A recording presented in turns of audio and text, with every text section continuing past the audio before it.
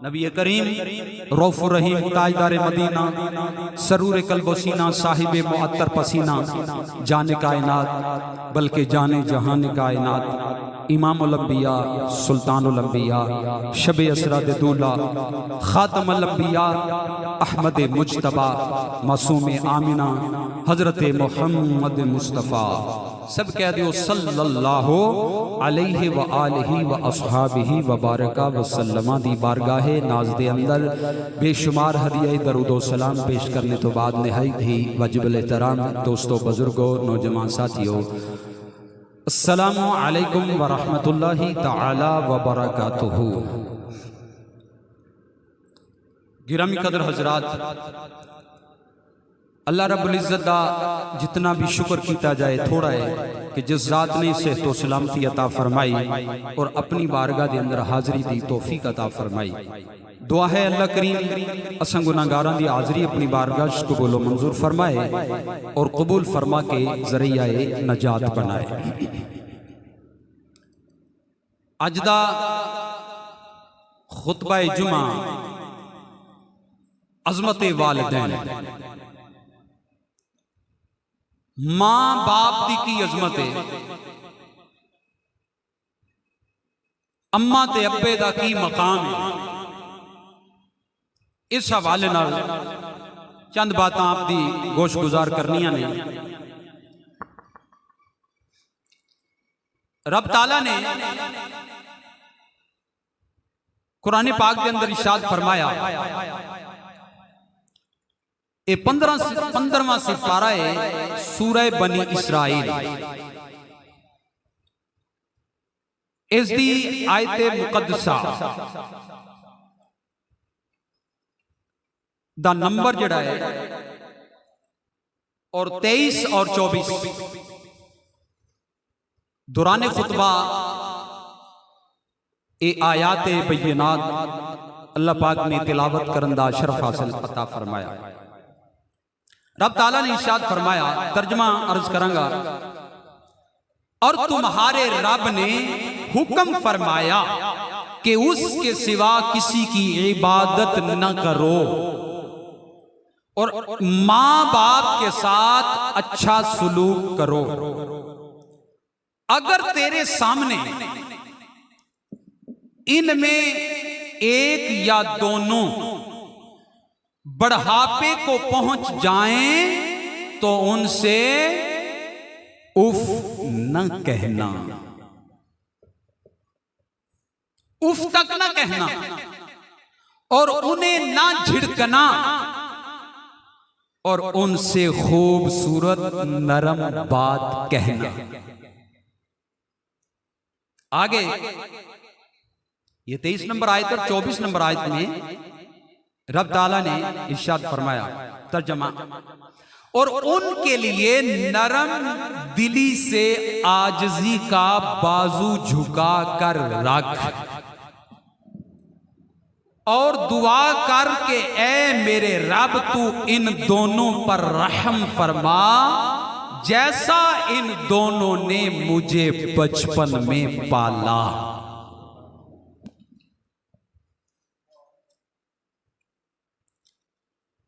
अल्लाह अकबर। तो इस आयत मुकद्दसा में अल्लाह पाक ने सबसे पहले अपनी बंदगी का जिक्र फरमाया, अपनी बंदगी फरमाया कि आपके रब ने यह फैसला फरमा दिया, इबादत जब भी करनी है सिर्फ और सिर्फ रब की करनी है। किसकी इबादत करनी है? सिर्फ रब की इबादत करनी है। आगे वबिल वालिदैन इहसाना, और मां बाप के साथ अच्छा सलूक करना है।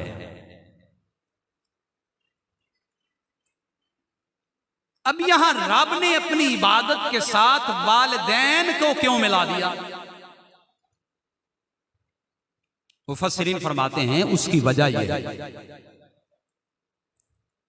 बंदा दुनिया में आया है इसके दुनिया में आने के दो सबब हैं। कितने सबब हैं? दो सबब हैं। एक हकीकी सबब है और एक जाहरी सबब है। हकीकी सबब वो रब की जात है। सारी कायनात को किसने पैदा किया है? रब ने। तो हकीकी सबब बंदे का दुनिया में आने का कौन हुआ? मेरा रब। और जाहरी सबब मां बाप हैं।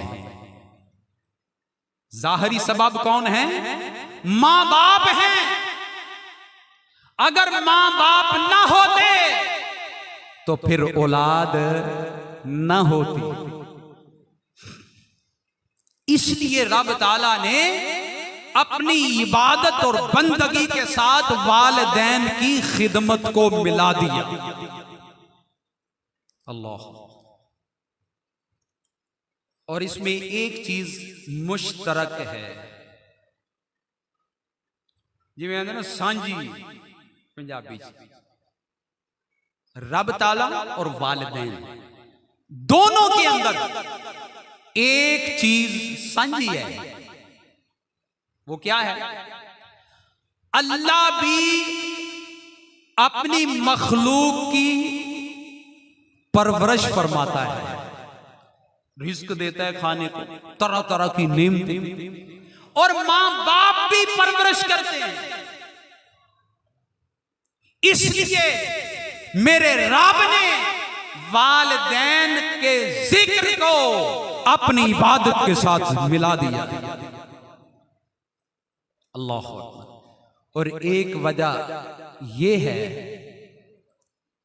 गोया रब ताला ने वालिदैन के जिक्र को अपनी इबादत के साथ मिला के बता दिया, दुनिया वालों, जिन जिन के वालिदैन हैं वो सुन लो कि तुम्हारे मां बाप और मेरे दरमियान पर्दा ही कोई नहीं।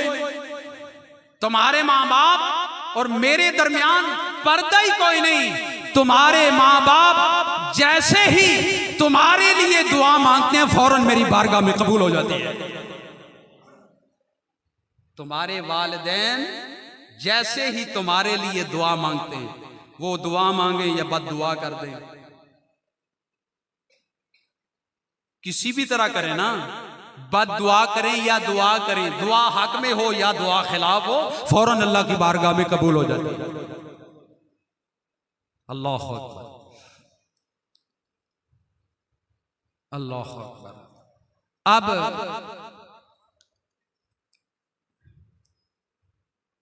यहां पर एहसान का जिक्र है। एहसान क्या है? मेरा रिश्तेदार है कोई, मेरा कोई दोस्त है, वो मेरे साथ अच्छा सलूक करता है, मैं उसके साथ अच्छा सलूक करता हूं। ये क्या है? ये एहसान नहीं है, ये बदला है। ये क्या है? बदला है। इसको एहसान नहीं कहते। भाई वो साढ़े नाल मिलेगा तो असीं भी मिलांगे, जे साढ़े नाल वो नहीं मिलता तो असीं भी नहीं मिलेंगे। अगर वो हमारे साथ अच्छा सलूक करते हैं हम भी करेंगे। ये एहसान नहीं है, ये क्या है? अदले का बदला है। एहसान क्या है? अरे वो तो मेरे साथ बुरा सलूक करें, मैं उनके साथ अच्छा ही करता चला जाऊं, इसको एहसान कहते हैं। इसको एहसान कहते हैं। अब पता ये चला, गोया रब ताला ने फरमाया वबिल वालिदैन एहसाना, ऐ दुनिया वालों, अपने माँ बाप के साथ एहसान करना है। मतलब ये कि अगर वो तुम्हें बुरा भी कहें, तुम्हारे साथ ज्यादती भी करें, तो हर वक्त तुम्हें झिड़कते रहें, लेकिन तुम्हारा हक ये बनता है तुम हर वक्त उनकी खिदमत करते रहो। ये है एहसान। बिल वालिदैन एहसाना। तो क्या ये आसान बात है? अब इस नजरिए की तरफ में देखें आप, तो क्या हम अपने वालिदैन के साथ एहसान कर रहे हैं? हर बंदा अपने गिरेबान में जान कर देखे कि क्या मैं अपने माँ बाप के साथ एहसान कर रहा हूं। कब पता चलता है एहसान का? कि जब माँ बाप बुरा कहें, हमें झिड़कें, हमें मारें और उसके जवाब में हम क्या कहें, कोई गल नहीं, साढ़े माँ प्यो ने खैर सला। ये है एहसान। ते जाके अब्बे ने गल की थी, मां ने गल, तू ना कौन है सानू आकड़ वाला, अगो मां प्यो के आकड़ गए। तो ये क्या है? ये तो आपने बदतमीजी कर दी, गुस्ताखी कर दी। अल्लाह अल्लाह अकबर। अच्छा, इसके बाद जो अगली बात है, फरमाया तेरे सामने उन दोनों में से एक या दोनों बुढ़ापे की हालत में पहुंच जाएं, उनको उफ नहीं कहना। उफ क्या है? पहले उफ समझें। उफ क्या है? हमारे जिस्म पर गर्द बैठ जाता है, मट्टी बैठ जाती है, हम उसको साफ करने के लिए, उड़ाने के लिए फूंक मारते हैं। ये जो आवाज पैदा होती है, मुफस्सिरीन फरमाते हैं ये इसको कहते हैं उफ। इसको कहते हैं, ये जो आवाज पैदा हुई है इसको उफ कहते हैं। तो अल्लाह ने फरमाया मां बाप को उफ, बोले मां बाप को उफ नहीं कहना। अल्लाह अल्लाह अल्लाह। तो जब इतनी सी बात और इतनी सी आवाज की इजाजत नहीं, और जो मां बाप को झिड़कियां देते हैं, जो मां बाप को बुरा भला कहते हैं और मारते हैं, और नाउज़ुबिल्लाह मिन ज़ालिक कत्ल कर देते हैं, अब बताएं उनका क्या बनेगा? ना दुनिया रही ना आखिरत रही, तबाह। उनकी नमाजें, रोजे, हज, ज़कात किसी खाते नहीं, फारग फारग। अब जितने भी यहां बैठे हैं या आएंगे, वो सारे जिनकी शादी हो चुकी है, वो औलाद भी हैं, वो माँ बाप भी हैं, जिनकी शादी, अब तवज्जो करिए, जितने यहां आएंगे ये बैठे हुए हैं और जिनकी शादी हो चुकी है, वो औलाद भी हैं, वो माँ बाप भी हैं, चाहे उनके माँ बाप जिंदा हैं या फौत हो गए, वो औलाद भी हैं और माँ बाप भी हैं। और जिनकी शादी नहीं हुई वो अभी औलाद है, वो अभी औलाद है। अब सिर्फ ये नहीं है, जो जिंदा है वो ये समझे कि सिर्फ मैं मां बाप हूं, मैं औलाद नहीं हूं किसी की, वो भी किसी की औलाद है। आज जितने सफेद दाढ़ियों वाले यहां बैठे हैं वो भी औलाद है कि नहीं? क्या उनके मां बाप नहीं थे या हैं? बिल्कुल है। तो बच्चा चाहे वो 100 साल का हो जाए, वो मां बाप के लिए बच्चा ही है, वो मां बाप के लिए बच्चा ही है। अब यहां पर जो खास बात जिक्र की कि जब वालिदैन बुढ़ापे में पहुंच जाए, दोनों या एक, उनको उफ नहीं कहना, उफ नहीं कहना। वला तनहरहुमा, उनको झिड़की भी नहीं देनी, उनको बोले उनको झिड़की भी नहीं देनी। अब सवाल है, बुढ़ापे में मां बाप को बुरा भला नहीं कहना, तो क्या जवानी में कह सकते हैं? यहां सवाल पैदा होता है। यहां क्योंकि अल्लाह ताला ने खास बुढ़ापे का जिक्र किया है, जवानी का तो नहीं किया, तो क्या जवानी में मां बाप को बुरा भला कह सकते हैं, उनको ऑफ कह सकते हैं, उनको झिड़की दे सकते हैं? अब इसके लिए एक मिसाल के जरिए आपकी बारगाह में कोशिश करूंगा मैं, मसला आपके जहन में बैठ जाए। अल्लाह ताला ने कुरान पाक में इरशाद फरमाया जब अपने महबूब को मिराज करवाया, मैं मिनल मस्जिदिल हराम इलल मस्जिदिल अक्सा, मस्जिद हराम से मस्जिद अक्सा तक सैर करवाई। अब वो मस्जिद जो अक्सा है उसकी कैफियत को बयान फरमाया, अल्लज़ी बारकना हौलहू, वो मस्जिद ऐसी है जिसके इर्द गिर्द हमने बरकतें रख दी। वो मस्जिद कैसी है जिसके इर्द गिर्द और जिदे बार बरकता ने, केड़ी मस्जिद जिदे, बोलो बोलो, जिदे बार बरकता। अच्छा भाई, आज तक तो हमने ये सुना है कि मस्जिद के अंदर बरकत होती है। ये कौन सी मस्जिद है जिसके बाहर बरकत है? आज तक तो यही सुना है ना कि मस्जिद के अंदर बरकत होती है। अल्लाह फरमाते हैं उस मस्जिद के जिसके इर्द गिर्द हमने बरकतें रख दी। अब ये बात ज़हन में रखें, रब ताला जब दो चीजों को बयान फरमाता है, कितनी, दो चीजों को बयान करना चाहता है तो रब एक ऐसी चीज को बयान कर देता है कि उसके अंदर दूसरी भी आ जाती है, उसके अंदर दूसरी भी। दो चीजों को जब रब मेरा बयान फरमाना चाहता है तो एक चीज को अल्लाह बयान फरमाता है, दूसरी खुद ब खुद उसमें आ जाती है। तो अब जब ये पता चल गया ये मस्जिद वो है जिसके बार बरकतें हैं, तो इससे खुद ही बंदा अंदाजा लगा लेता है यार जिदे बार बरकतां ने उहदे अंदर कितनी बरकतां होनियां ने। समझ आ गई? यानी जिस मस्जिद के बार बरकतें हैं उसके अंदर कितनी बरकतें होंगी। तो इसी तरह इसको भी समझें, आप इस मसले को समझें। ये मिसाल आपकी खिदमत में अर्ज की। अब इस मसले को समझें कि माँ बाप के बुढ़ापे का अल्लाह ने जिक्र किया, जवानी का नहीं किया, कि बुढ़ापे में औफ नहीं कहना।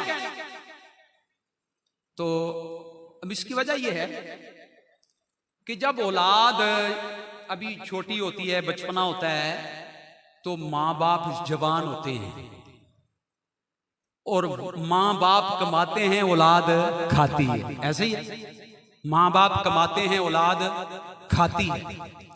फिर होता क्या है, माँ बाप बूढ़े हो जाते हैं, औलाद जवान हो जाती है। औलाद जवान हो जाती है, माँ बाप बूढ़े हो जाते हैं। अब होता क्या है, औलाद कमाती है, माँ बाप खाते हैं। जब बूढ़े हो जाते हैं ना, औलाद कमाती है, माँ बाप खाते हैं। ऐसी बात है। चलो अल्लाह करे भाई सारे कमान ते सारे ही अपने माँ प्यो खुआन, ठीक है ना। बंदे नहीं बोलते क्योंकि परेशान भी ने बंदे, सारे अपने माँ प्यो खुआंदे भी नहीं, मुसीबत भी यही है। तो दुआ करया करो सारे वास्ते। तो माँ बाप बूढ़े हो जाते हैं, अब वो कमाते नहीं है, वो खाते हैं, औलाद कमाती है। अब जरा तवज्जो करिएगा, रब ताला ने अब इसके अंदर जवानी को शामिल कर दिया है। इसी बात के अंदर जवानी खुद ब खुद इसके अंदर आ गई। कैसे? रब ताला ने फरमा दिया, ओ बंदे जब तू कमाता है और माँ बाप खाते हैं तो तुझे झिड़कने की इजाजत नहीं है। जब तू कमा के उनको खिला रहा है तो उनको झिड़कने की इजाजत नहीं है, तो जब तू उनका खाएगा फिर उनको कैसे झिड़केगा? जब तू उनको खिला के नहीं झिड़क सकता, उनका खा के कैसे झिड़केगा? तो ये जवानी खुद ब खुद इसके अंदर आ गई। अल्लाह। तो आज जो अलमियां है ना, अलमियां, वो यही है कि जब वालिदैन बुढ़ापे को पहुंच जाते हैं तो फिर उनके लिए मसाइल बड़े हो जाते हैं। जिदा ब्याह होया ओही वखरा, जिदा ब्याह होया ओही वखरा, जिदा ब्याह होया ओही वखरा, ते मां प्यो कल्ले दे कल्ले। ये बड़ा अलमिया है। अच्छा, इसके अंदर कुछ वालिदैन का भी कसूर है। बड़ी माजरत से, अगर किसी को मेरी बात बुरी लगे तो मैं पहले ही आपसे माजरत करता हूं। मैं भी बाप हूं, मैं खुद बाप हूं। इसमें मां बाप का भी कसूर है।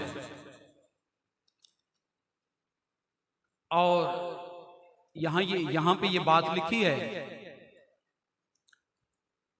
कि अपनी औलाद को मां बाप कोई ऐसा काम न कहें जिसकी वजह से औलाद नाफरमानी पर मजबूर हो जाए। ये एक बात वालिदैन की खिदमत में उनको भी जरा ख्याल करना है ना, यानी सिर्फ औलाद पे बात नहीं सारी आती, कुछ हुकूक मां बाप के भी हैं, कुछ हुकूक औलाद के हैं।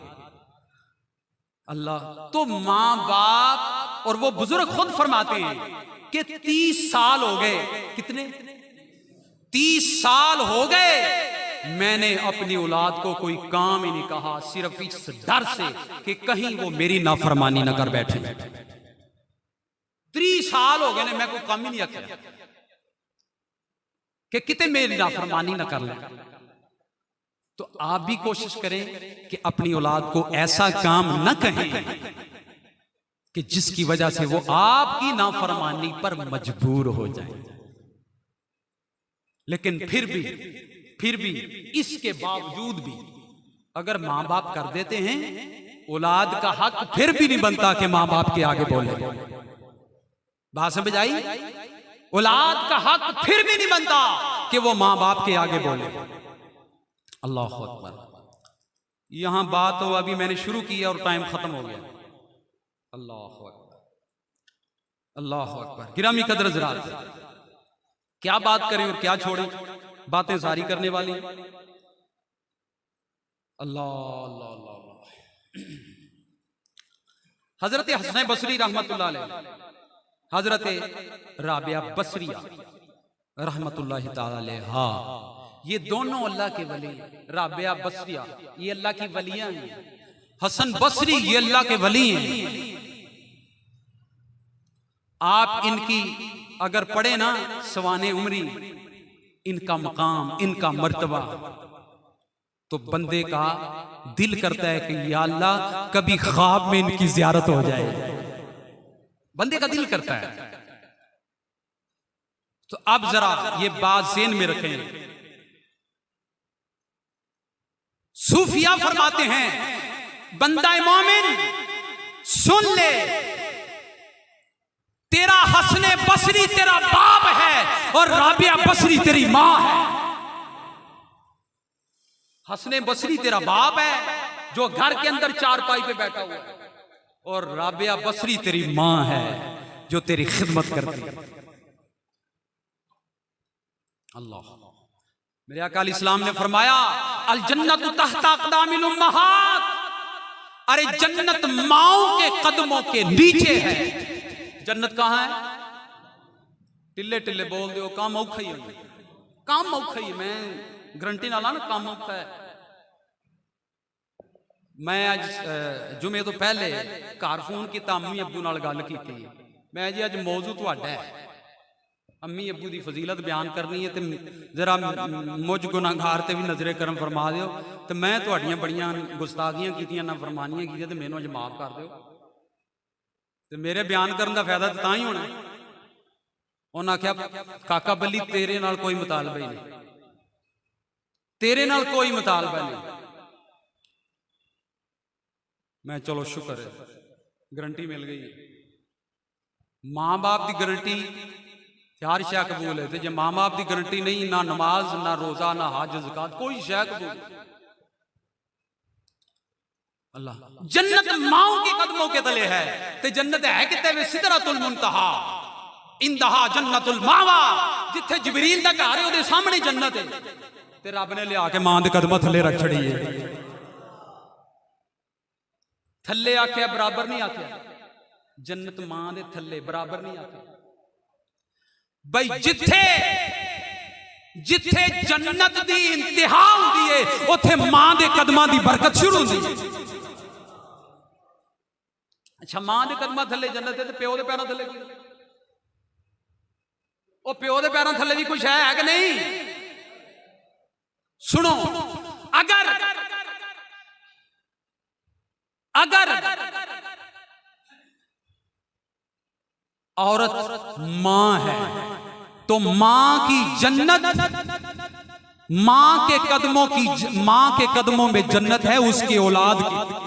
अगर औरत मां है और अगर औरत बीवी है तो बीवी की जन्नत है शौहर के कदमों। बीवी की जन्नत का है शौहर के कदमों। लेकिन स्यापा एक वे ना साडे मुआशरे दे स्यापा होए वे शौहर जेड़े ने ना शौहर उन्हां सिर्फ ओ हुकूक रटे ने जेड़े शौहरां दे। वो जाके बीवियां के सुनांदे आज मेरी शान चल कर खिदमत में चल मेरी खिदमत कर। ते जेड़ियां बीवियां ने ना उन्हां ओ फजीलतां रखियां ने जिहदे विच बीवियां दी फजीलत वो अपने शौहरां के जाके आज मेरी फजीलत चल लिया फलानी चाहिए चल लिया फलानी चाहिए। इस तरह निजाम खराब हो जाता है। ऐसे निजाम नहीं सही होता ना। अल्हम्दुलिल्लाह पहले भी ये बात कहता हूं फिर ये कहता हूं कि ये निजाम कब सही होगा जब आप अपनी बेटी को शौहर के हुकूक सिखाएंगे। अपने घर में रखकर शादी से पहले अपनी बेटी को शौहर के हुकूक बताएंगे। जब वो शौहर के घर जाएगी उसका घर अमन का गहवारा बन जाएगा। और जो आपका बेटा है उसको शादी से पहले बीवी के हुकूक सिखाएं। अपने बेटे को घर में शादी से पहले बीवी के हुकूक सिखाएं। जब बीवी के हुकूक सिखाएंगे उसके घर में जब उसकी शरीका हयात आएगी फिर उसका घर भी अमन का गहवारा बन जाएगा। ये हाल है इसका, उसके अलावा हाल नहीं है। लेकिन मुसीबत ये है हम दीन की तरफ खुद भी नहीं आते और ना अपनी औलाद को आने देते हैं। आज जितनी औलाद जितने माँ बाप की नाफरमान है मेरी नाकस अकल के मुताबिक उसकी वजह सिर्फ और सिर्फ एक ही है, दीन से दूरी है। ना दीन उनको पढ़ाया ना हमने खुद पढ़ा, ना मौलवियों को बंदे ना कोई सीखने की कोशिश कर दे। ये किसी गाल मेरी पैड़ी लगे मैं माफी मांग। कोई बंदा दरस च बैठने तैयार कोई दुआ मांगने छेती निकलने की कोशिश कर रात दे 11-12 बजे ताश खेल लेंगे मुसीबत नहीं होंगी। कल कबर की सरकार ने जवाब देना जो नहीं तो मैं साबित कराना इतने हुणे साबित कराना जो झूठे की सजा हो मेरी। हम खुद नहीं बदलना चाहते अपनी हालत, हम खुद नेक नहीं बनना चाहते ना ये चाहते हैं कि हमारी औलाद नेक हो। सिर्फ और सिर्फ एक सबब है हम दीन से दूर हो। ना हमने अपने माँ बाप की कदर की ना आज औलाद हमारी कदर कर। सुने फरमाया जो बंदा हर जुमे अपने माँ बाप की कब्र पे जाके दोनों या एक की यासीन पढ़ता है रब उसकी भी बख्शिश फरमा देता है, उसके माँ बाप की भी बख्शिश फरमा देता है। किन्ने बंदे ने साढ़े तो हर जुमे जाते हैं अपने माँ बाप की कब्र? जवाब दो। अल्हम्दुलिल्लाह मैं जाने अल्हम्दुलिल्लाह मेरे हकीकी अम्मी अबू है ने। मैं इतने भी अल्लाह का शुक्र जिन्ना भी करा उन्ना ही थोड़ा। मेरी अम्मी जान भी है ने मेरे अबू जान भी और मेरी अम्मी मेरे अबू ये मेरे पहले पीर ने। शरको शरीफ मेरी बैत है वो मेरे पीर बाद मेरे पीर पहले जड़े ने मेरी मां ते मेरा बाप है। ते मैं जी मां की गल कर रहा जेड़े बाप की गल कर रहे हैं सैयद महबूबुल हसन ते उन्हां दी आहलिया मोहतरमा ओ मेरे अम्मी ते अब्बू ने। मैं हर जुमे उन्हां दी कब्र ते जांदा यासीन शरीफ पढ़ी दी जा। और फिर जदों वो बंदा फौत होएगा जेड़ा जाके यासीन पढ़दा रहा रब ताला फरमाएगा फरिश्तों जाओ अब इस बंदे की कब्र की जाके जियारत करते रहो जो सारी जिंदगी अपने मां बाप की कब्र पे सूरह यासीन पढ़ता रहा है। बस गए जनाजा हो गया मुड़ के वापस आ गए फिर उदों ही जाने जो असां मरना।